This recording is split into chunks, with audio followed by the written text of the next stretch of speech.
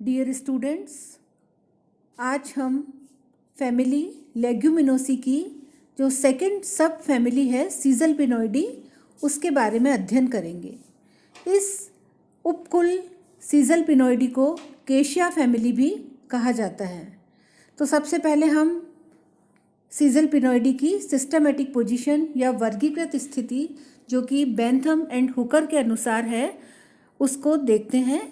तो हम देखते हैं कि डिवीज़न या प्रभाग एंजियोस्पर्मी, सब डिवीज़न या उपप्रभाग डाइकोटिलिडनी, क्लास या वर्ग पॉलीपेटली, सीरीज़ या श्रेणी कैलिसिफ्लोरी, ऑर्डर या गण रोजेल्स, फैमिली या कुल लेग्यूमिनोसी, सब फैमिली या उपकुल सीजलपिनोइडी। तो यह था इस उपकुल सीजलपिनोइडी का बेंथम एंड हुकर के अनुसार क्लासिफिकेशन या वर्गीकृत स्थिति। अब हम इस उपकुल सीजलपिनोइडी के मुख्य कैरेक्टर्स के बारे में पढ़ते हैं। तो सबसे पहले लीव्स जो होती हैं या पर्ण जो होती हैं वे स्टिपुलेट होती हैं, अनुपर्णी होती हैं और पिन्नेटली कंपाउंड लीव्स पाई जाती हैं या पिच्छाकार संयुक्त पर्ण पाए जाते हैं। सेकंड कैरेक्टर इन्फ्लोरेसेंस या पुष्पक्रम के बारे में। तो पुष्पक्रम रेसीम या पेनिकल होता है। रेसीम मीन्स असीमाक्ष और पेनिकल मीन्स कंपाउंड असीमाक्ष। थर्ड है फ्लावर पेरिगाइनस या परिजायांगी, एक व्यास सममित या जाइगोमॉर्फिक होते हैं। नेक्स्ट है कैलिक्स के बारे में। तो कैलिक्स 5 बाह्यदलों से मिलकर के बना हुआ होता है और इनमें से जो विषम बाह्यदल होता है वह एंटीरियर होता है या ऑड सेपल एंटीरियर होता है। नेक्स्ट है कोरोला के बारे में। कोरोला 5 पेटल्स से निर्मित होता है और इन पेटल्स के अंदर जो एस्टिवेशन होता है वह असेंडिंग इम्ब्रिकेट या आरोही कोर छादी दल विन्यास होता है। नेक्स्ट है एंड्रोशियम के बारे में या पुमंग। एंड्रोशियम 10 स्टेमन्स से मिलकर के बना हुआ होता है। ये 10 स्टेमन्स जो होते हैं वे 5+5 के 2 चक्रों में व्यवस्थित होते हैं और इन 10 पुंकेसरों में से यूजुअली 3 स्टेमन्स जो होते हैं वे बंध्य पुंकेसर या स्टेमिनोड के रूप में पाए जाते हैं। अब हम सब फैमिली सीजलपिनोइडी की अकरेंस एंड डिस्ट्रीब्यूशन या प्राप्ति स्थान और वितरण को देखते हैं। तो जो ये सब फैमिली है सीजलपिनोइडी, इसका जो नाम है वह एक प्रसिद्ध चिकित्सक सीजलपिनियस के सम्मान में रखा गया था। इस उपकुल में 152 वंश और उनकी 2800 जातियां सम्मिलित की गई हैं। ये जातियां या सब फैमिली सीजलपिनोइडी के जो प्लांट्स होते हैं वे उष्णकटिबंधीय या ट्रॉपिकल तथा उपोष्ण या सब ट्रॉपिकल क्षेत्रों में पाए जाते हैं। भारत में इस उपकुल में लगभग 23 वंश और 80 जातियां पाई जाती हैं। अब हम सब फैमिली सीजलपिनोइडी के वेजिटेटिव कैरेक्टर्स के बारे में पढ़ते हैं।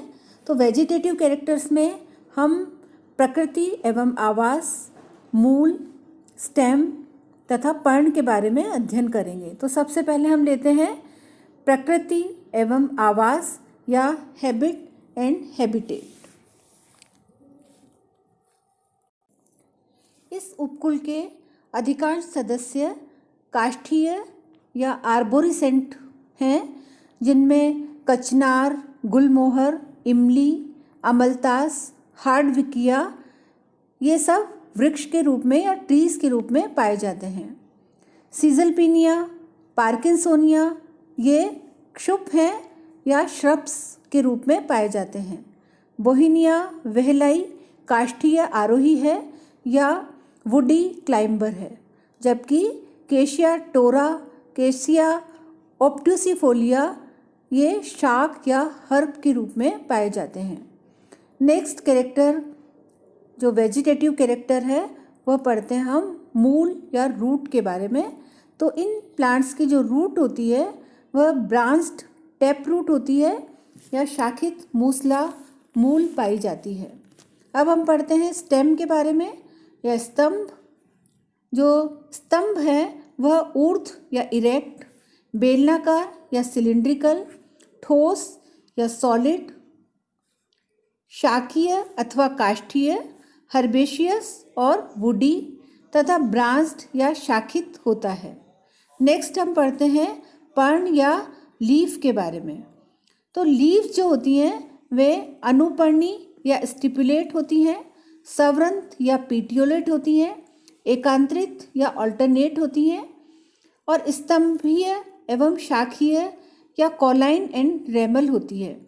कॉलाइन एंड रेमल या स्तंभीय एवं शाखीय लीव्स हम उन लीव्स को कहते हैं जो प्लांट के मेन तने पर, मुख्य तने पर और उसकी शाखाओं दोनों पर जब पर्ण मौजूद होती हैं तब हम ऐसी लीव्स को स्तंभीय एवं शाखीय कहते हैं।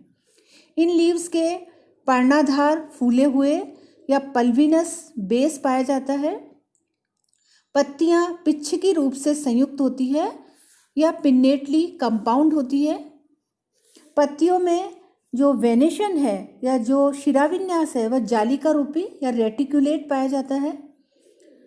अब बोहिनिया में पत्तियां हमें सिंपल दिखाई देती हैं लेकिन वास्तव में ये द्विपर्णी संयुक्त होती हैं या बाइफोलिएट कंपाउंड लीव्स पाई जाती हैं। केसिया में लीव्स यूनिपिन्नेट या एक पिच्छकी होती हैं। डेलोनिक्स तथा टेमेरिंडस में बाइपिन्नेट या द्विपिच्छकी संयुक्त पर्ण पाई जाती है। पार्किंसोनिया में पर्ण द्विपिच्छकी संयुक्त होती है या बाइपिन्नेट कंपाउंड लीव्स होती हैं, लेकिन इन लीव्स के जो पार्श्वीय अनुपर्ण पाए जाते हैं या स्टिप्यूल्स पाए जाते हैं ये लेटरल स्टिप्यूल्स कांटों में रूपांतरित हो जाते हैं और जो लीफलेट्स होते हैं वे शीघ्र ही गिर जाते हैं। और अब क्या होता है, द्वितीयक रेकिस या जो सेकेंडरी रेकिस है वह हरा व चपटा होकर के फिल्लोड में रूपांतरित हो जाता है। अब हम पर्ण या लीफ से रिलेटेड कुछ तकनीकी शब्द या कुछ टर्मिनोलॉजी जैसे कि सरल पर्ण क्या होता है, पिच्छाकार संयुक्त पर्ण क्या होता है, हस्ताकार संयुक्त पर्ण क्या होता है, इनके बारे में समझ लेते हैं। तो सरल पर्ण जो होता है उसमें एक पर्णवृंत होता है, इस तरह से इसको हम पीटियोल या पर्णवृंत कहते हैं। उसके पश्चात ये जो फैला हुआ पार्ट है पूरा जो कि चपटा, हरा और फैला हुआ पार्ट होता है इसे हम पर्ण फलक या लीफ लेमिना कहते हैं। और यह मध्य शिरा है या मिडरिब है। ये वाला जो है यह जो टिप है इसे शीर्ष भाग या अपेक्स कहते हैं। यह मार्जिन्स हैं या तट है पत्ती के और यह पीटियोल या पर्णवृंत है। तो ये इस प्रकार की पर्ण होती है वह सरल पर्ण कहलाती है।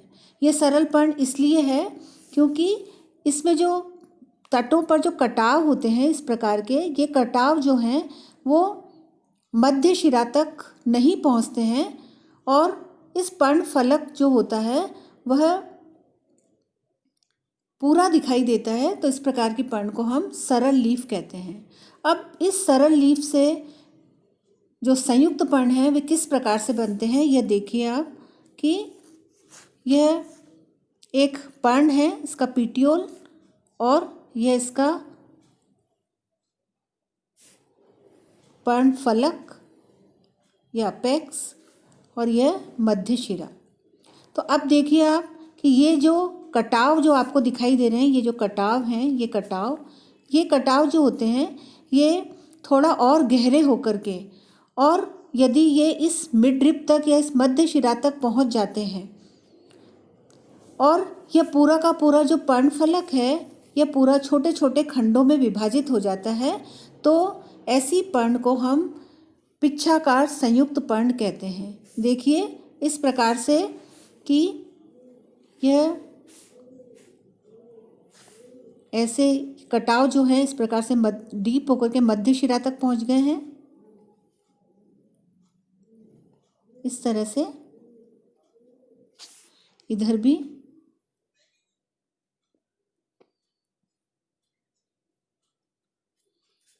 और इनके अंदर फिर मिड्रिब होगी।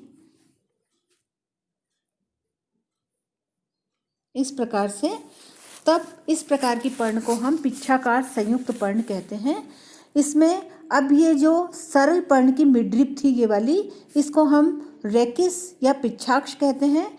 और ये छोटे छोटे जो आपको लीफ के समान स्ट्रक्चर दिखाई दे रहे हैं इन्हें हम पर्णक या लीफलेट कहते हैं।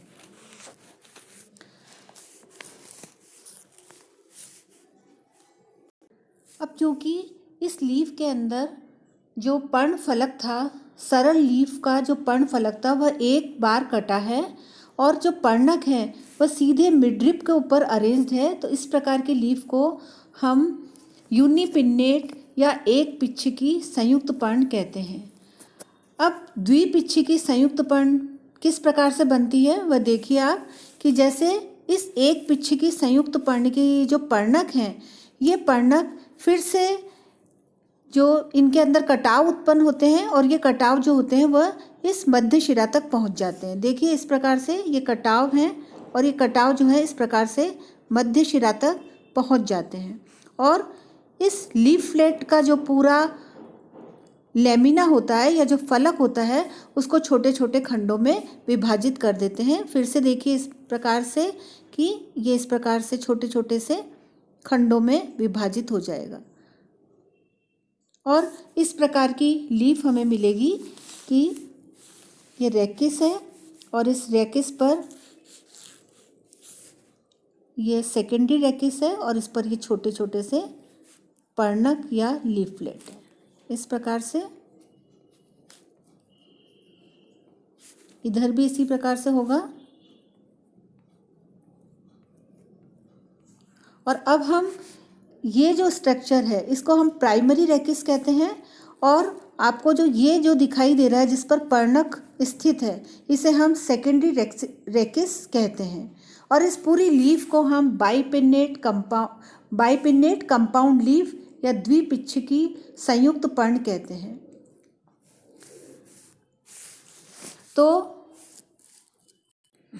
तो डेलोनिक्स टेमेरिंडस यानी कि इमली के अंदर इस प्रकार की द्विपिच्छिकी संयुक्त पर्ण या बाइपिन्नेट कंपाउंड लीफ पाई जाती है। और जो पार्किंसोनिया प्लांट होता है इसके अंदर भी इसी प्रकार की द्विपिच्छिकी संयुक्त पर्ण या बाइपिन्नेट कंपाउंड लीफ पाई जाती है। इस पार्किंसोनिया के प्लांट के अंदर जो लेटरल अनुपर्ण होते हैं, ये जो अनुपर्ण आपको दिखाई दे रहे हैं ये अनुपर्ण कांटों में रूपांतरित हो जाते हैं और ये जो पर्णक या लीफलेट आपको दिखाई दे रहे हैं ये शीघ्र ही गिर जाते हैं। तो ये जो द्वितीयक रेकिस है ये वाला, इसको हम सेकेंडरी रेकिस कहते हैं और इसको हम प्राइमरी रेकिस कहते हैं। तो ये जो सेकेंडरी रेकिस है यह हरा हो जाता है और लीफ के समान चपटा हो जाता है। इसे हम फिलोट कहते हैं और ये फिलोट जो है फिर लीफ के समान फोटोसिंथेसिस की क्रिया करके भोजन का निर्माण करता है।